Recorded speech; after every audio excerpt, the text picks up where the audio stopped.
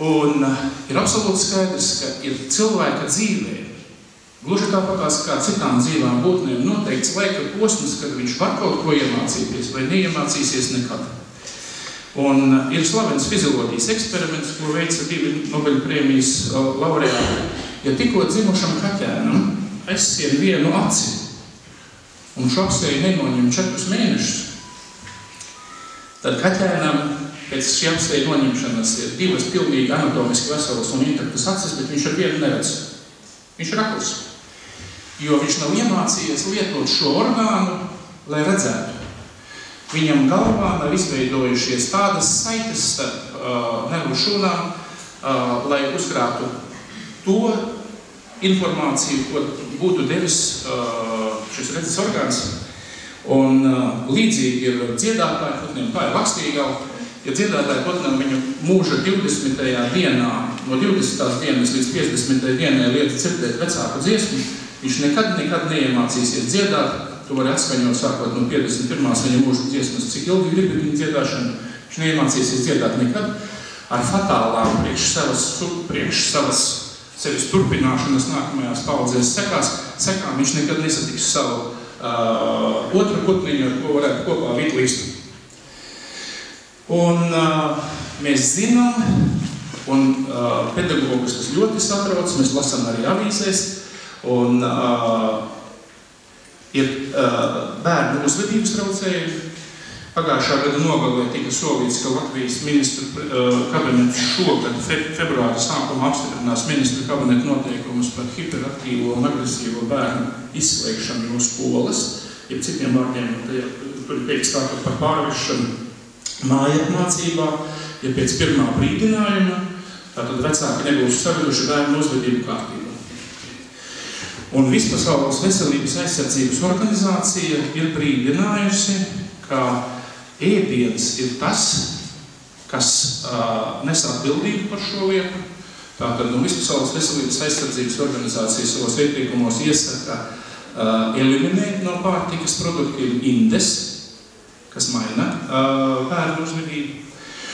Un tas no vienas puses, un no otras puses ir citi pētījumi, tātad 2009. un 2010. gadā veiktais un 2012. gadā publicētais pētījums Vispasaules veselības organizācijas par skolēnu veselības ieradumiem. Viņš tika veikts 39 valstīs, un tajā atklājās, ka no šīm 39 valstīm Latvijā ir viena no visaugstākajiem vienaudžu vardarbības rādītājiem. Tātad šī ir problēma, kas ir atnākusi pie mums līdz Latvijai, bet nav tā, kā bērni būtu tikai hiperaktīvi vai agresīvi. Viņi ir arī depresīvi un bailīgi, viņi ir dažādā veidā emocionāli traucēti. Un tam tātad emocijas jūtas, un tam izrādās ir anatomisks pamats. Un tieši šim cilvēkam, Finam Gāžam, ir bijusi tā laime ieiet pasaules medicīnas vēsturē. Viņa galvaskauss ir saglabājies gluži tāpatās kā instruments, kas viņa galvaskausu traumēja. Harvardas medicīnas skolas muzejā internetā ieejot par mājaslapās atrast visu šo lietu. Tātad viņš notika sekojošu lietu. Viņš bija spridzinātāja meistars un caurumā izurkā akmens iezīme, kurā tika ievietots dinamīts. Viņam palīgam vajadzēja uzpērt smiltis virsū, viņam ar šo metāla standu tās smiltis sablīvēt. Bet viņu atstāja kāds novērts viņa uzmanību, viņš pārklēc apskatījās un neievēroja, ka smiltis nav iebērtas un uzblieza pa dinamītu ar to metāla standu. Un visu tā rezultātā viņam tā stanga trāpīja kreisajā vaigā, izgāja cauri galvaskausa pamatnē, izgāja cauri visām smadzenēm un vēl galvaskausam ārā. Un tāds viņš ieradās pie ārsta, to stieni gan izvilcis. Viņam nekas tas nekaitēja.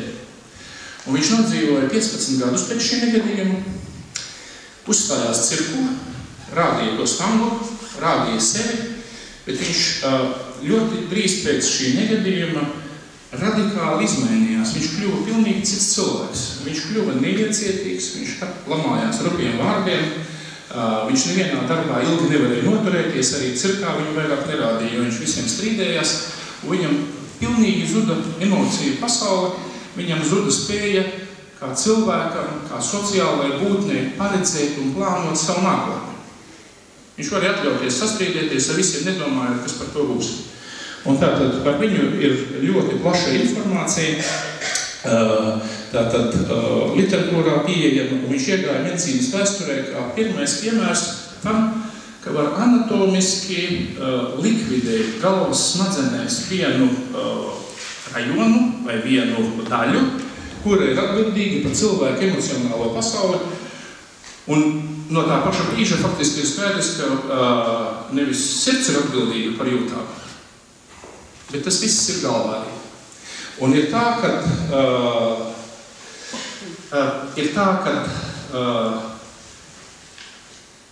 bērnam mātes vēderā pa priekšu izveidojas tās smadzeņu daļas, un viņš piedzimstot, viņas ir pilnīgi anatomiski noformējušās, tās, kuras ir atbildīgas par jūtām. Savukārt tās smadzeņu daļas, kas ir atbildīgas par apziņu, tās veidojās laika gaitā, 3, 4, 5, 6, 7 gadu vecumā. Un tātad bērns piedzimst gatavs just, bet vēl ne gatavs racionāli domāt. Un bērnam ir emocijas jau mātes vēderā, un tad, kad viņš aug, atkarībā no tā, ko viņš saņem mājās, ģimenē vai skolā, mainās viņa uzvedība. Un šī gadījumā iet runa tātad par jaunu slimību, it kā jaunu slimību, tātad bērnu uzmanības deficīts un uzvedības deficīts un hiperaktivitātes sindroms. Un farmaceitiskām kompānijām tam arī ir risinājums, un ir medikaments firmai, un šis nav vienīgais, tātad firmas Novartis Ritalīns, un viņš ir Latvijā reģistrēts, viņu var saņemt Latvijas aptiekās, un viņu reāli izraksta. Es šodien runāju ar Saules aptiekas vadītāju, ļoti daudzi cilvēki nāk viņam pakaļ, pamatā ārzemnieki. Tāpēc, ka viņš citās valstīs, Amerikā pa priekšu tika ieviests tirgu, un 1999. gadā Amerikā, Teksasas štatā, tātad tika savākta kolektīva prasība, tā ir amerikāņu tiesvedības sistēmas īpatnība, pret firmu Novartis par to, ka viņa kopā ar ārstiem ir izdomājusi jaunu slimību. Tātad uzmanības trūkuma un hiperaktivitātes sindromu, kuru var ārstēt ar konkrētu medikamentu. Tātad 2002. gadā tiesa pieņēma priekš Novartis attaisnojošu spriedumu, un kopš tā laika tātad šis medikaments tiek izmantots daudzās valstīs, arī Latvijā, hiperaktivitātes ārstēšanai. Šis medikaments ir īsta narkotika. Tātad viņš iedara... Tas nosaukums ir Ritalīns. Ja? Tātad viņš glabājas aptiekā seifā, viņš iedarbojas līdzīgi kā kokaīns.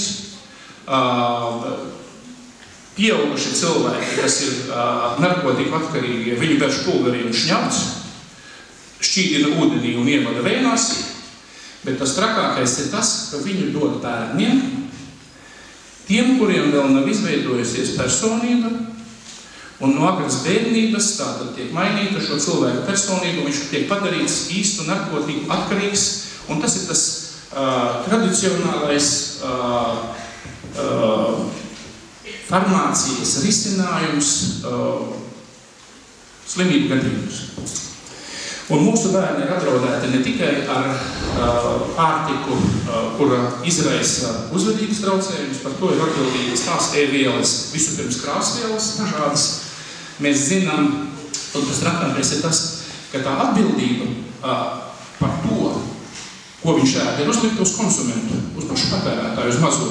Un ja jūs ar maziem burtiņiem, kas ir rakstīts uz dažādām krāsainām bombonkām, un ir īpaši uz tām, kur vienā paciņā ir dažādu krāsu konfliktus, jūs izlasīsiet, kas tur rakstīts latviešu valodā, maina bērnu uzvedību. Bet tas nav vienīgais, mūs apdraud tāds produkts, kam mēs evolūcijas gaitā vispār netikām piemēroti. Tātad cilvēks ir evolucionējis, lai piemērotos ēst taupvielas un olbaltumvielas, bet ne cukuru. Dabā cukurs nav tīrā veidā sastopams. Mūsu senči to atrada saldas saknītes veidā vai saldu augļu veidā, un dabā salds nozīmē, ka nav indīgs, rūgts ir indīgs, tāpēc jāspļauj ārā, un tad, kad mēs saldus augļus mūsu senči atrada, viņi pārēdās, sliktākajā gadījumā dabūja caurē, un nekas viņiem nenotika. Bet tīrā veidā cukurs nebija mūsu evolūcijas laikā sastopams, viņš ir pieejams tagad. Vissaldākā dzīve ir amerikāņiem, viņi arī ir visresnākie, viņi visvairāk cieši no liekā svara.